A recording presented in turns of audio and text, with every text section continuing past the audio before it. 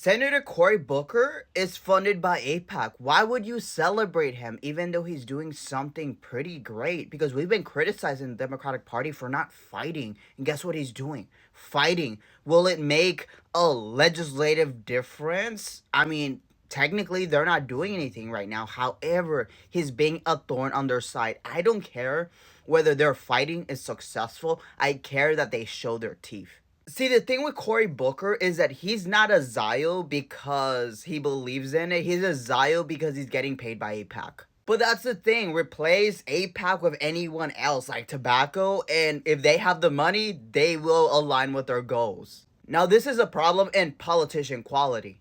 And necessarily, I don't think it's intentional on the side of Cory Booker or any other politician. I think they believe that since it is an inherited behavior from other politicians, then it means that they can benefit from it too. And this is what I told those on the left during the election season, right? They don't care about you not voting for them because they will utilize the money that they get from the highest donors and put out campaigns that will get other people to vote for them that isn't you. Because Citizens United made it so that it's not votes that dictate elections, it is money. Particularly corporate and special interest money. So what this created was politicians who exist in government not as elected officials and public officials who are serving our special interests, but as lobbyists for their donors. Their priorities in legislation are those legislations that their donors favor, and then maybe if it benefits the rest of the people, then that's good. Now, the problem I have with AIPAC is the fact that AIPAC is not like a lot of the other American organizations, like, let's say, LULAC. The League of United Latin American Citizens, or even the NAACP, right? These are organizations that have been associated with a specific community in the United States. But that's the thing. They service the interests of those within those identities and others in the United States. You see, AIPAC services another country. That is a whole entire foreign agent, and that is why we're here. That is why we're here. And while I agree that our liberation as Americans will only come when we cut off Russia, when we cut off Izzy, because again, they're paying how much for their rent and how much are we paying? They have universal health care. What do we have? You see, they are kidnapping people off the streets because of a normalization that former President Biden did. So this is a bipartisan agreement that we are going to eliminate constitutional protections for the benefit of a foreign country. Because this is the thing. Our government is serving as the Gestapo of Netanyahu. And we need to cut that off. However, to do that, to be honest, we need to eliminate not only Citizens United, but corporate personhood. Corporate personhood felt the same judicial argument as Chief Justice Solomon Chase, who literally is the voice that set precedent that said the Amendment 14, Section 3 was not self-executing. Did he use any textualism in the Constitution to say that? No, he said that he knows that the writers of the provision didn't want to disenfranchise the Southerners, the Confederates, so he's going to say that it's not self-executing because it would be discrimination for it to be self-executing. So he went against the text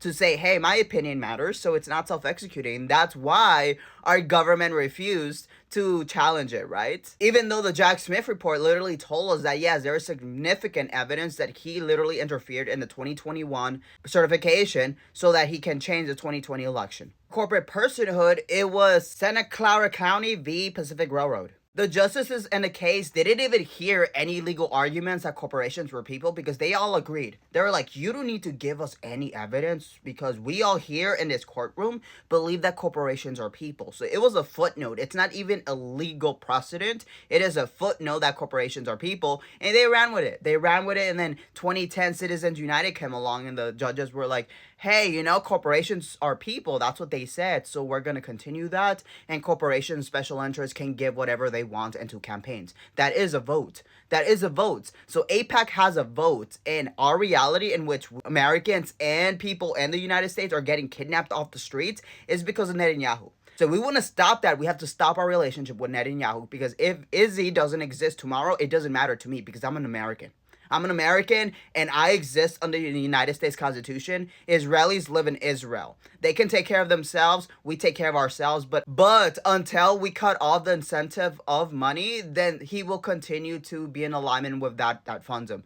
That's why Hakeem Jeffries, after, the win, he didn't go to his constituents. He went to Silicon Valley. So it's not necessarily because what they represent, because of the money they give. And yes, we can be critical of that, right? But again, we elected who we elected it. And if they are willing to fight, then we have to support that. Now, there is no America that is free from this without an America that cuts off Izzy.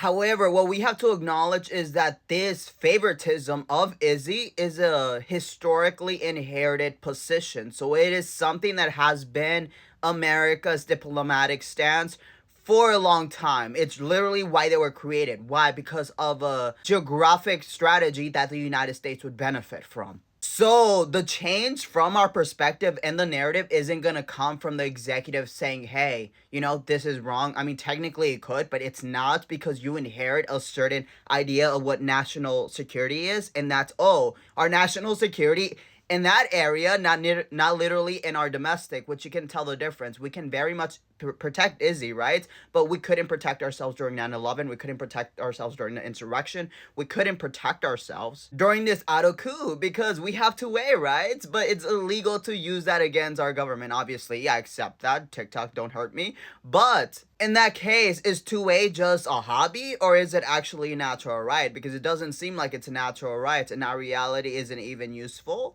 Because France literally, the French courts literally banned a candidate from their future elections and ours couldn't. Why? Because they don't want to disrupt the peace of the community. They don't want to disrupt the peace of the country. But in that way, what they're saying is that since the rights give the most disruption, that is why we have to go more right. That's just why Democrats have to go more right. Because the left, we just sit there and we're just like, that's not good. And we don't do anything. So they're like, literally, we have to go to the right because those are the people who get disrupted. So we have to appease their egos. That's why we didn't challenge the election.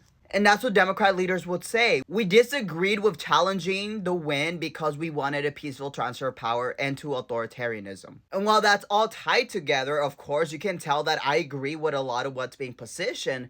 That's my personal truth, but the political truth is that we have two parties. One that is Republican, one that is Democrat, and the objective truth is that there's no other parties who are viable to vote for, right?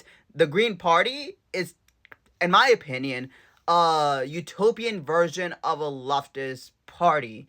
In that reality, there are aspects of it that go further than the constitutional rules, which for me is the same thing as, it's like our founding father said, if you go too much to the left, that is tyranny. If you go too far to the right, that is tyranny. MAGA is based on a non-constitutional version of what they want to see. The Green Party is based on a leftist version of what they want to see. I wouldn't say it's problematic. I once saw under the Green Party wish that they wanted to remove the Senate. And I find that problematic because although the Senate hasn't worked like it should, technically what it should be is a filter. Obviously, again, it's not working how it should be, but if it is done properly, then it can be used as a filter to stop the people from voting in something that is super, illegal. Like, let's say you ask Americans, should trans people have rights? There's only like 2 million of us, which means that a lot of Americans may be like, I don't understand trans people, so I don't want them to have rights. So that's where the republicanism comes in, right? Where they're the filters to our popular opinion that is anti-constitutional. But if they have those two and they go with that, then that's the problem, right? The problem is that they're not faithful to the Constitution. That is it. They shouldn't be faithful to Israel. They should be faithful to America.